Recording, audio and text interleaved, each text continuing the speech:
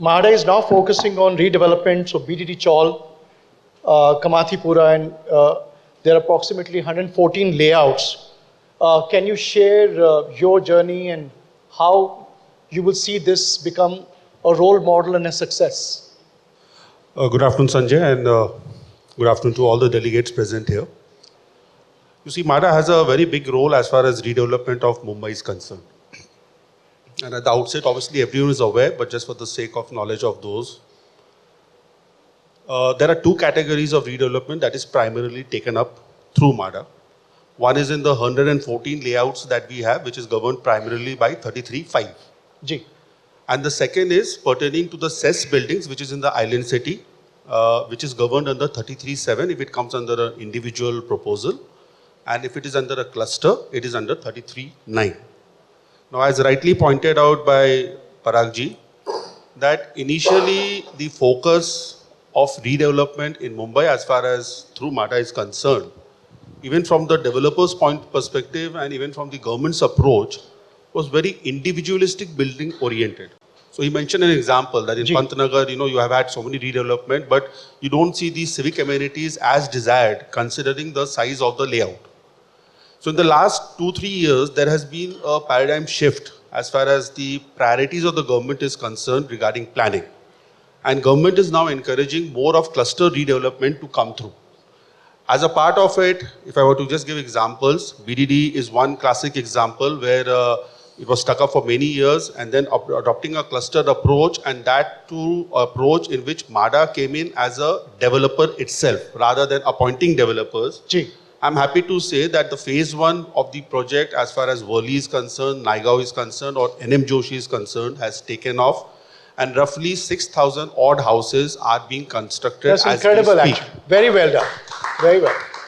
Second aspect is obviously, like the other cluster projects which the government is trying to encourage is, as you mentioned, Kamathipura. Now, Kamathipura, for over the years, the vision was there, but how to go about it was not decided. Recently, the cabinet took a decision saying that Kamathipura should be redeveloped as a cluster project under 33(9). And what's more important is that Mhada was declared as the special planning authority for that. Now, as I speak, we are almost at the final stage of all approvals and the clearances that was needed. And hopefully by the next week, the RFP or the tender of this for an open bid shall be published as far as Kamathipura is concerned.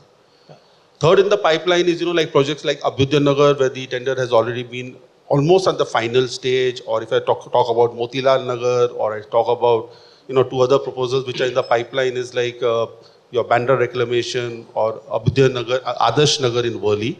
And not to forget about the GTB Nagar that is in Chembur. So these are some of the big clusters that is intended to take up as far as 33(5).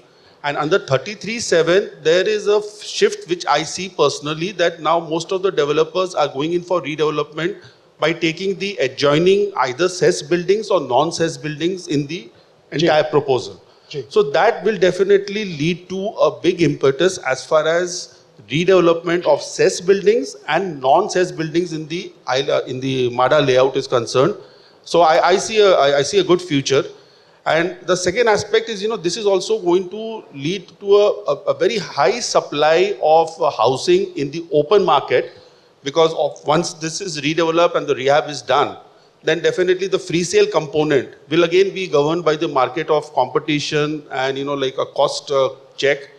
And this later on, I would elaborate upon it, that would also have an impact as far as the affordability index of housing is concerned, as far as Mumbai is concerned. That, just to continue from the fact that being a landlocked city, so ultimately, Mumbai was the commercial capital and shall always remain the commercial capital.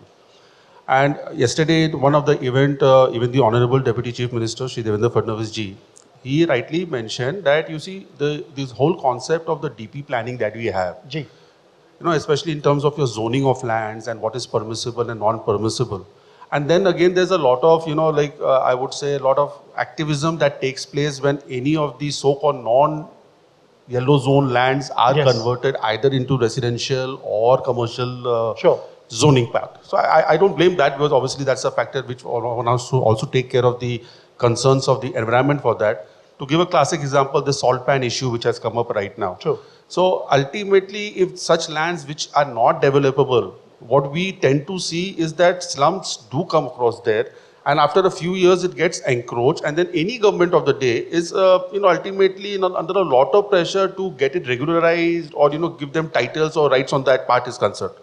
So that is one aspect which I feel is a concern as far as Mumbai is concerned. So Mumbai ultimately, as I said, that Atal Setu, and even in the recent years, if you see the periphery cities or the towns, like whether it is Thane, Bhiwandi, Kalyan, or even to that extent Navi Mumbai, they're all expanding as a center of growth. Sure. But yes, more of commercial units and more of commercial, apartments, or I would say fully dedicated buildings should come across in Mumbai.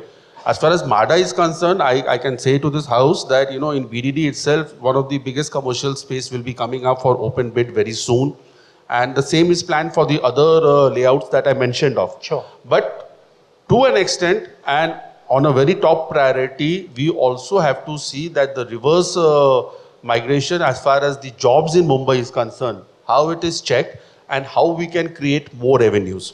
And the last point in this is that you see when we talk about Mumbai, Mumbai is a catalyst for attracting people not only in the white collar jobs, but also for the downtrodden and people who just don't have a job. People just walk in Mumbai saying that kuch na kuch to kaam yahan milega hi. Mil jayega. So it is these people, who ultimately, the rich people, I would always say that theek hai, ek apartment hai, usko thoda sa dur jayega, he'll get a cheaper apartment.